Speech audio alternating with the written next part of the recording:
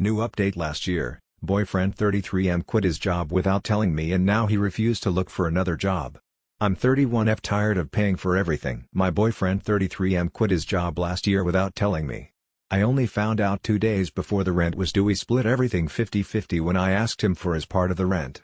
When I asked, he simply told me he quit because he was tired of working at that place. Since then, I've been paying for everything, including rent, food, gas, bills, and anything he needs. I had to work 2 jobs while going to school for a while. It was hard.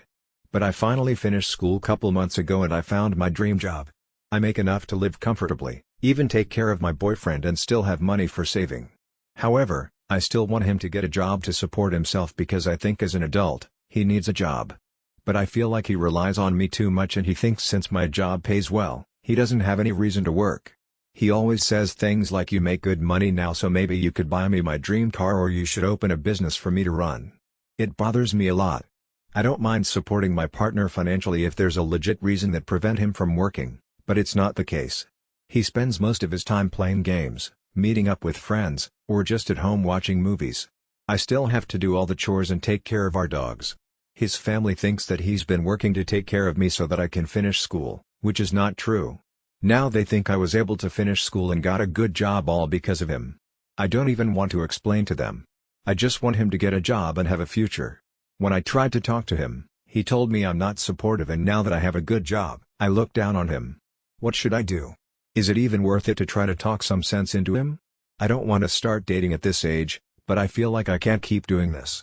Edit. Some people pointed out quit, not quitted, so I edit to correct that. Sorry, I can't change the title. English is my second language, so I still make mistake here and there. Thank you for the correction. Editor's note: I fixed that in the title of this post. Edit to next day. Wow, I didn't expect this many comments. I can't reply to everyone, but I did read all the comments and I really appreciate it. Many people have asked why him? Why I stay for years? What did I see in him? So, I just want to answer it here. We started off pretty normal. We split everything 50-50, and I had no problem with that. But throughout the years, he started showing his true self. I was in school, and school was the most important thing to me at that point, so I invested all my time and energy into it. I was in a PhD program, so I had stipend around $30K a year, which was enough for myself but not for 2 people. After he quit his job, I was very stressed out, but I had to focus on school and tried to do everything I could to survive. I didn't have time to really think about my personal life and I also didn't want to go through any changes in life, so I just let it be. In addition, the guilt trips me a lot, so I feel bad for him. But now that I have a stable job, I have time to really think about my future. I don't see myself being with him long term. I don't think it would be as easy as hey, let's break up, because I know he wouldn't let it go that easy. But I'll start planning to get out, maybe ask some friends for support. His name is not on the lease, so I'll stay where I am, and he'll have to move. Now for the comments. Commenter: you worked 2 jobs while in school to support someone who happily sits on their back not contributing. Not even cleaning or caring for the pets. Why? Why have you accepted this? And the worst part is he lets his family think that he's supporting you. So, he actually has enough sense to know that what he's doing is frowned up. You don't want to start dating at this age? You mean 31? So, you'd rather be 31 taking care of a stay-at-home boyfriend who contributes literally nothing? How is that a better outlook at 31? Original poster: I think it's because I was too busy figuring my life out and trying to do everything I could to survive. All I did was working and going to school. I didn't really have time to think about my personal life. Now that I have a stable job, I have time to think about my life more and yay, I need to end this and take care of myself. TBH, I'm not even sure how to date anymore, but I guess I'll try and hopefully able to find someone. Commenter: what are your thoughts on moving forward? Original poster: I will have a talk with him this afternoon to tell him it's time to end things and he needs to move out. He will probably give me the "my life is miserable" talk, again. But I think reading all these comments makes me realize I should feel bad for myself and not for him. I'm sure once he moves back to live with his family, they will reach out to me to tell me how good he has been treating me, and how he helped me through school. They've done this before when I told them things weren't working for us. I will tell them everything this time. Commenter: you are in a PhD program. You are intellectually smart, apply that to your emotional and financial intelligence. If you were a classmate when this happened, I can tell you the other grad students would ask why you were still with him after a grace period of a couple of months. Leave and rebuild your life. Original poster: I haven't told any of my family and friends about the situation because I'm kind of ashamed of it. My friends would probably think I can't be this stupid. But two of my very close friends did tell me that I deserve better, just based on the way he treats me in front of them. I will have a talk with him this afternoon, and a couple of my friends will be waiting outside, in case he gets physical or refuses to leave. Wish me luck. Update: It's been 2 months since I posted about my situation on this sub, and I just want to give you an update of how things went after I made that post. Before I go into the details, I just want to say I really appreciate everyone here. After I resolved everything, I occasionally would go back to my original post and read the comments to remind myself that I've done the right thing. After posting on here, I went home from work that day and asked my friends to come over but stay in the parking lot while I sort things out with my now ex-boyfriend. Before I could even start the conversation, he told me his friend got a new car recently and how I should get him a car since I can afford it. I got really upset and told him he could have got himself a car if he was working.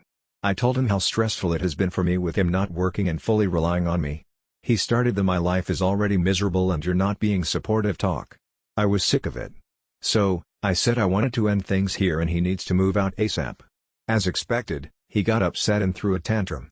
He was yelling, throwing stuff around, and when he realized I was being dead serious, he started threatening to hit and kill my dogs. I jumped in between him and the dogs to stop him from harming them. Then he pushed me and grabbed me by my neck. I was able to get him off of me, put the dogs into a room, and called my friends to tell them come in and call the police. He was trying to hit me, but my friends got there in time. I think he got scared when he saw my friends showed up, so he backed down but still verbally telling them to get out of the way or he would hit them too. The police came. They took him away and told me he wouldn't be able to come into the apartment anymore. He had to move but would need to be escorted by the police if he wants to grab his stuff later.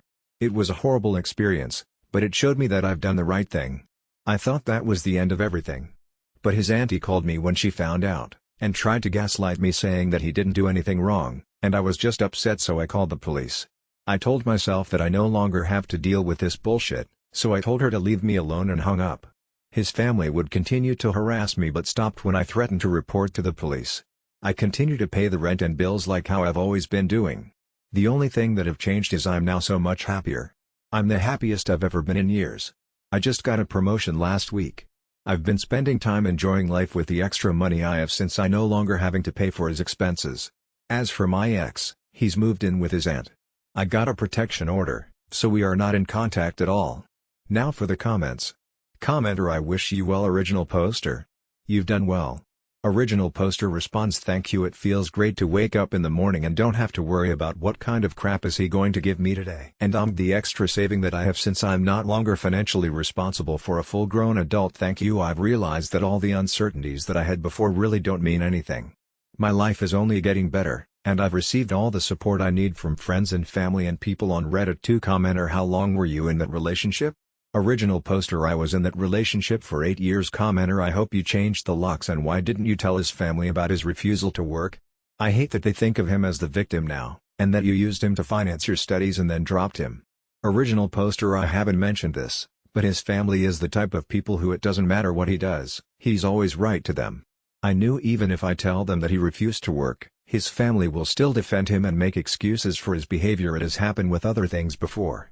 But his family can take care of him all they want now. I didn't put this in the post because I didn't want the post to get too long, but when his auntie first called me, she told me if I kick him out, he wouldn't have anywhere to stay because she couldn't let him stay with her. I knew she was just saying that so that I feel bad and wouldn't kick him out. So, I told her it's none of my business and he needs to figure it out himself. Guess what? He moved right into his aunt's house after he was released. Commenter: original poster: will you be able to move? Given he seems unhinged, what are the chances of him coming back in a later date? He already has escalated to violence and seems like he has gotten his rotten morals from his family who enables him and may do the same. I read way too much. Ari and Baru: hearing how bad things escalates, I hope you are able to do the following: filing a restraining order and documenting all instances of the abuse that has escalated. Consider moving and keep the information where you move to the down low. Plus, a change of place may do wonders for your mental health. Invest in a Ring doorbell cam. It's for your safety and the dog's alert your rental app or property that he is not allowed unless on a scheduled time to pick up his stuff. Find a safe space for you and your animals, in case he escalates again. Anyone who has gone to his manic level of harming you and animals will repeat until they find another obsession. He is an abuser and he's at the stage he lost control and is going berserk but may also be biding his time. Better be overly cautious than not. I hope you be fully free of him. Original poster. I am planning to move to a new place soon, and it's nicer, and closer to my work too since I can now afford it with the extra money I have. I have no doubt he's capable of harming me and I'm honestly not sure if he would leave me alone. I'm considering filing a restraining order against his family also, because even though they've stopped coming to my place to try to gaslight and guilt trip me, they still try to call me sometimes with different numbers since I blocked their numbers already. I just ordered a Ring camera and I'm also going to move to a new place soon. He doesn't even know where I work because he didn't care. He'd never taken me to work or even asked what company I work for. He only asked about my salary when I told him I got a new job. I was sad that he didn't care, but now I'm glad that he doesn't know much about me besides where I live. Commenter. I hope you read this and seriously consider it. We are attracted to what is normal to us, not necessarily what is good for us. You need to spend some time with a therapist unpacking what in your past taught you to accept being used. Women, especially, are often taught to be people pleasers, even to the point of their own detriment. I hope you spend some time rewiring yourself to only accept respectful, loving treatment. My heart breaks that you went through this. I sincerely wish you well. Original poster. I am spending a lot of time taking care of myself. I have had a couple therapy sessions in the past couple weeks. The whole incident was traumatizing to me. I'm a lot happier but still need lots of time to heal. Update. It's been a year since I called the police on my ex-boyfriend after he hurt me and threatened to hurt my dogs. I hope the same thing doesn't happen to anyone, but if you're currently in a similar relationship, I hope this post will help you realize good things will come after to stand up for yourself. After my ex was taken by the police, I dealt with some harassment from his family, but they eventually left me alone. I moved closer to my job and basically a different city that's 30 minutes away from my old apartment. I took some time to heal, and went on vacations by myself. It was great. I finally look forward to coming home and spend time with my dogs. One of them passed away from cancer couple months ago. About 6 months after the incident, I met someone. He's a great person and for the first time in a long time, someone treats me with love and respect. I'm very happy at the moment.